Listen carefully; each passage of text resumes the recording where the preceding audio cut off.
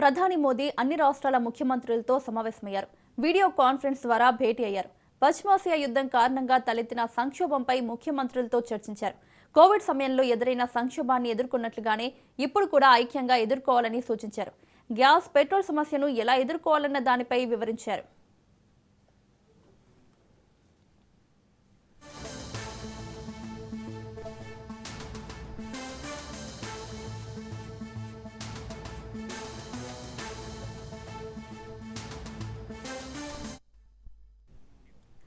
పశ్చిమాసియా యుద్ధం ప్రారంభమై 28 రోజులైంది.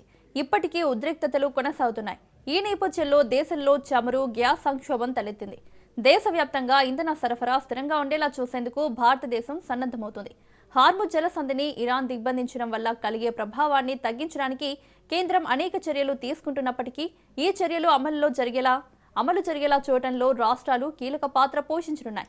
ఈ నేపథ్యంలో ఇంధనం, నిత్యావసర వస్తువుల సరఫరా పటిష్టంగా ఉండేలా చూసేందుకు తీసుకుంటున్న చర్యలపై ముఖ్యమంత్రులకు మోదీ దిశానిర్దేశం చేయనున్నారు. ఇక పశ్చిమ బెంగాల్, తమిళనాడు, పుదుచ్చేరి, కేరళ, అస్సాంలో ఎన్నికల కోడ్ అమల్లో ఉండడంతో ఆ రాష్ట్రాల ముఖ్యమంత్రులు దూరంగా ఉన్నారు.